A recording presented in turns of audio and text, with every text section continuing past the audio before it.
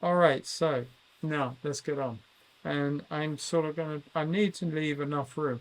The picture is almost central. Now you could bring it back a little bit, or you can make the front of the boat in the center and take it that way. And I think that's what I'm going to do under these circumstances. So I'm just going to literally start playing around with some shapes and forms here. And I can, none of this is set in stone. I can change anything I want at any given moment. I'm just going to come across here. The bow comes up ever so slightly with a little scoop there, and then the bow comes through there like that. And you've got the outer part which almost comes down like a teardrop on the side there, something like that. None of this, as I say, is governed by the fact that you can't erase it and move on and redraw. Now, I did do a little drawing of this earlier in a sketchbook and I got the perspective spot on. However, in this drawing, I actually got it messed up and I had to rub it out and start again, as you can see.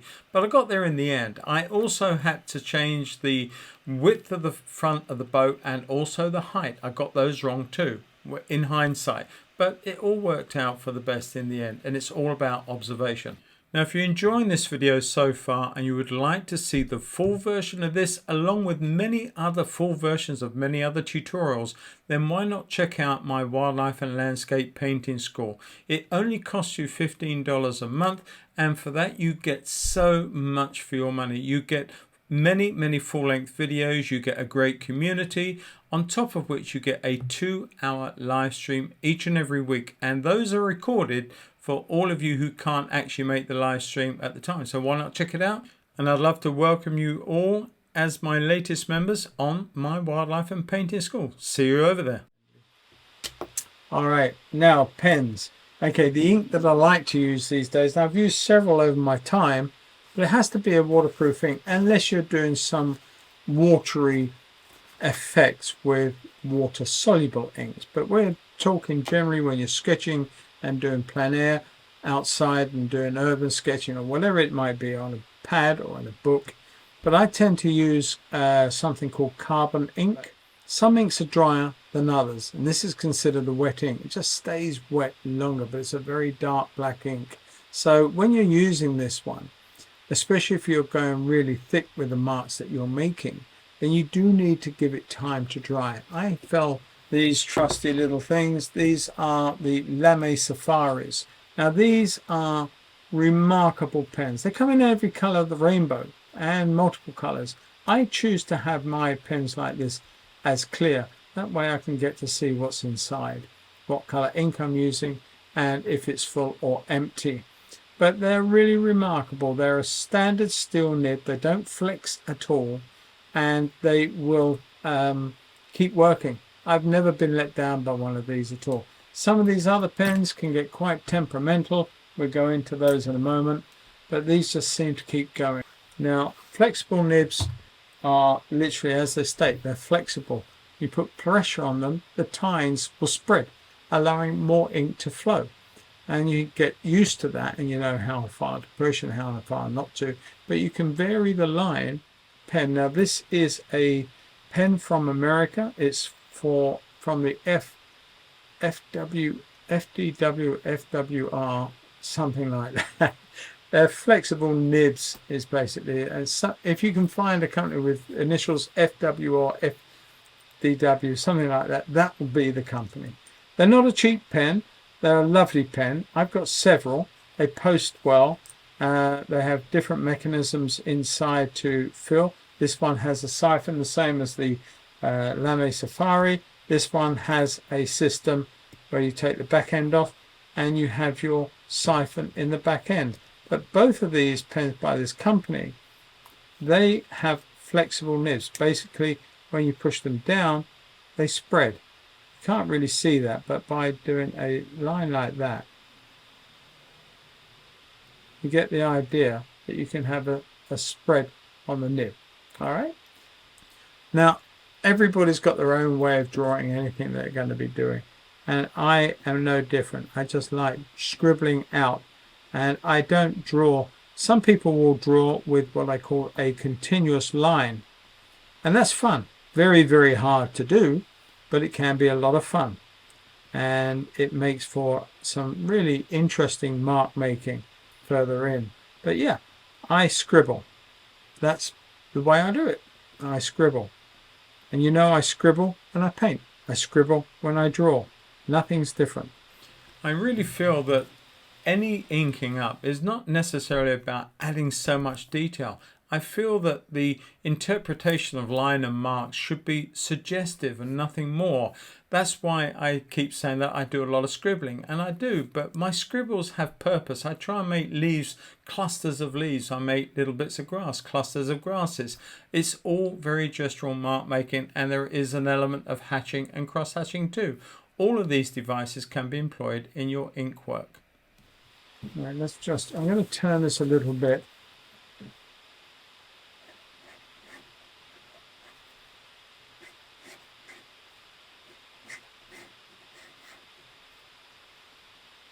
You've got a little bit of debris or bits and pieces up on the roof here. I have no idea what they are. Another toweling I'm going to put in there. And I think there's, well, they go backwards. There was another one back here. They've got that little triangle thing. Come back to our trees for another few minutes so you don't get too bored.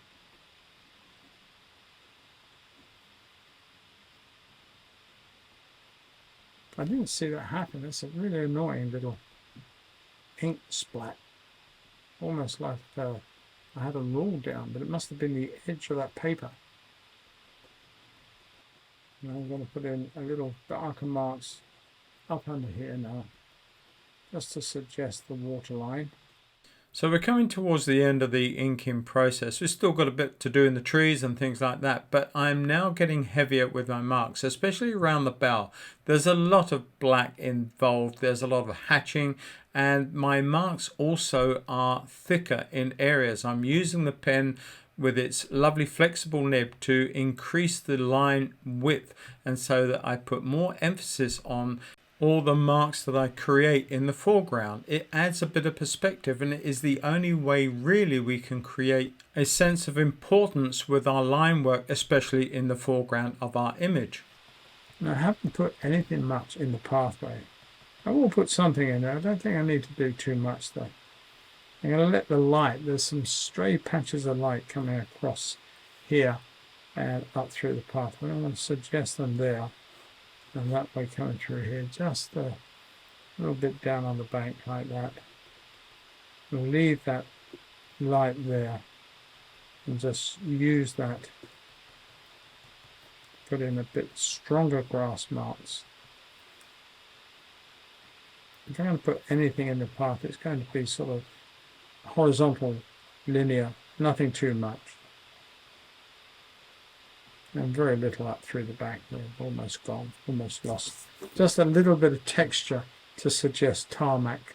So really and truly we are at the end, and the final few marks suggesting the longer grasses in the foreground, a little bit more weight in the reflection of the bow of the narrowboat is also important, and a bit of hatching just to finish off. It's all about I's and T's now, and making sure that I don't want to go back, or at least I can go back if I wanted to later.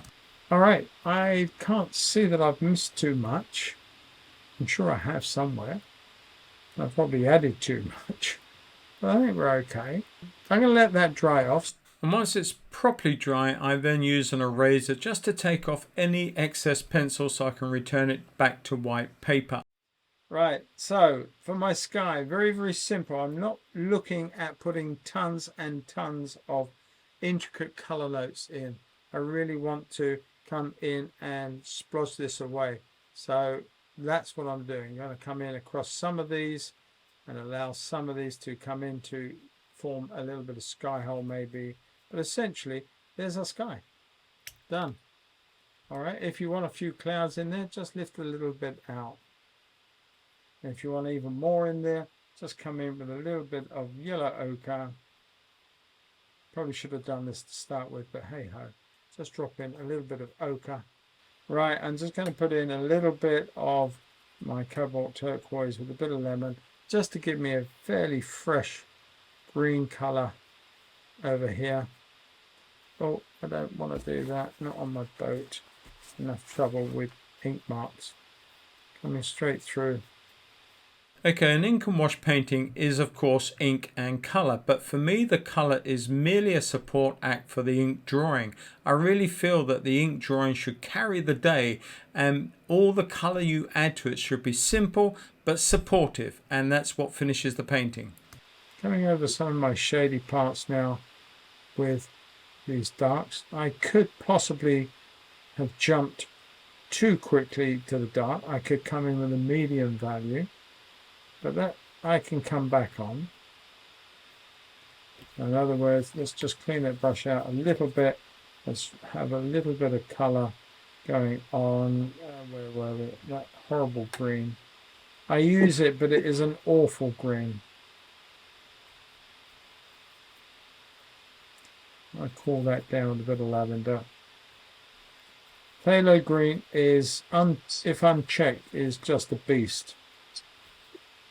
Never to be trusted. Now that gives me a bit of a middle green. Okay, so the first layer is down and dry. It allows me to come in with the next layer, which is pretty much a mid-tone value, keeping it quite simple as I've said. I went in a little heavy with some darks to start with on the right hand side, but I stepped back from that and I lightened those layers, putting the first layers into the grasses and some superficial layers onto the longboat itself. Those lovely shadowy parts on the side and the front of the boat really equate to great sunshine. Let's just come in very quickly with a little bit of red together. Quite an orange colour. That's a little bit too stark and picked up the wrong colour. Bit of Aussie gold in there. That should do it. We should say probably way too much. Yeah, I would say that's a bit too much. I come back in with a little bit of alizarin or magenta just to tone that down a little bit more. Having something in red in the foreground is every photographer's and also every painter's ideal situation, and I was really lucky that this boy was sitting right in the foreground next to this boat. It was the only piece of hot colour in the whole painting, and it served well to set up the scene overall. I loved it. As we come down to the grasses. Now is the time if you want to lift a little bit out. I'm going to put a bit of green on my brush, just a little bit. There's this little bit of a bloom. There's that light there. I'm going to run that through. There's a little bit of a bloom through there with a green hint to it, and that's why I did that. I come in here and darken that down, and just let the black or the dark colour fuse with that, and suggesting a bit of light reflection from the bow. I'm going to put a lot more. I'm going to put a bit of red colour now, believe it or not, to our green. Just want to come in here and suggest that warm colour on there. Now, if the paint underneath is still drying, don't worry, be careful, but it will fuse. It will give you that subtle like that into the bow. And got that lovely light on the bow reflected into the water with that little bloom that I dragged across the dark and I put it in there. I'm going to do a similar thing right now with a damp brush. I'm going to lift a little bit of this off here and off here, just to suggest that there's more suggested immediate reflections pushing into the boat. Okay, so we are coming to the finish of this painting. We're putting in the detail. We're looking at the painting overall and seeing what we need to add. One of the biggest things is we're coming in with those really deep, punchy layers, the final layers of the painting that suggest all the light that we seek. We've gone so far with it, but what we need to do now is increase the depth of color in places where there are shadows, and you can see that down the side of the vessel, leaving those little bits of highlights that we put in initially. And it really smacks of a hot, summery day. And that was what this painting really was all about. Now, things like the metal, I mean, this is ink and wash. But if you wanted to put in a little bit of gouache to suggest the metal work, by all means, you can do that.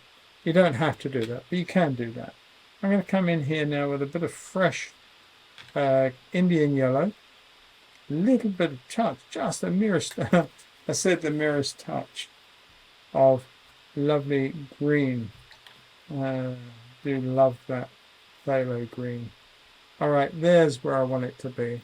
Just want to come in here and suggest a little bit of light coming through here on the grasses.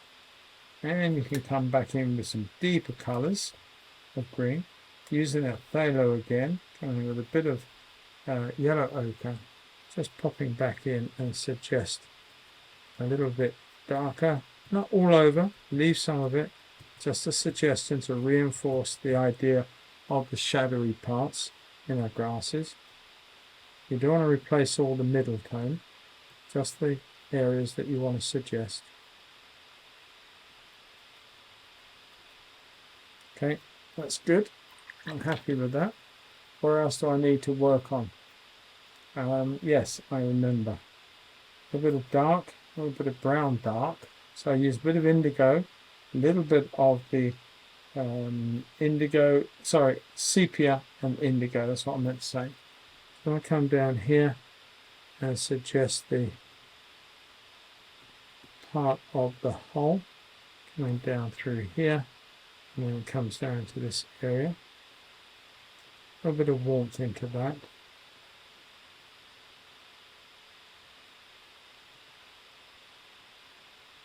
Just a little glaze of warmth.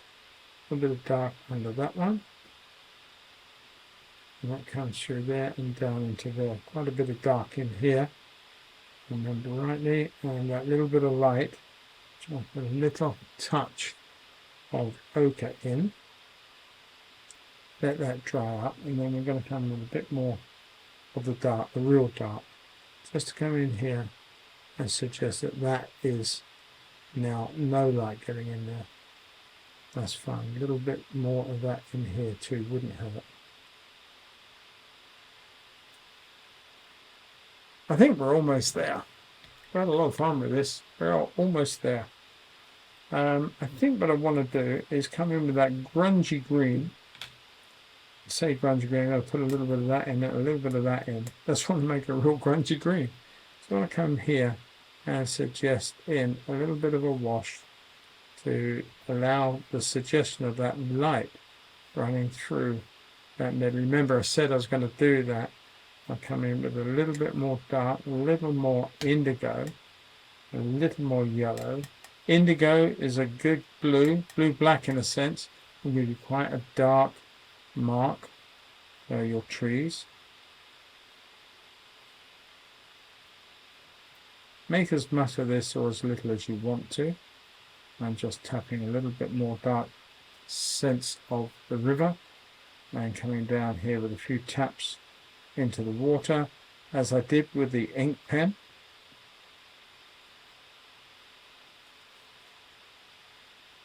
You can make them more silhouetted if you wanted to, with a little bit more of the black, or not the black, but the indigo, just to make them silhouetted against the light source. And these really are the final little taps of colour I'm putting in. Very, very strong values against the brightness of the sky and the water, just to add to the sense of the reflections and the deep reflections that we're seeing.